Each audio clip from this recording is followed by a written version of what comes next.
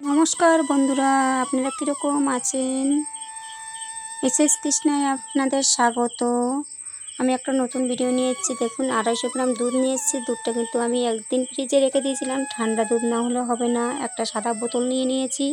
এই বোতলে দুধটা ঢুকিয়ে 10 মিনিট ঝাঁকিয়ে আমি মাখন তৈরি করব।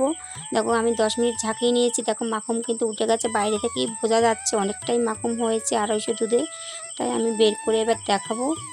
গামলায় আমি দুধটা আলাদা করে নিচ্ছি।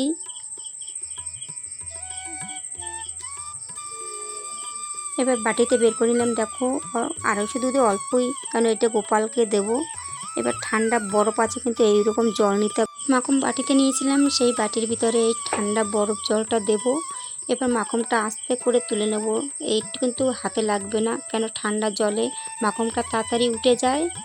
আমার মাখন তোলা হয়ে গেছে। এখানে ভিডিওটি রাখছি। সবাই ভালো থাকবে, সুস্থ থাকবে, শাড়ি দেখাবে।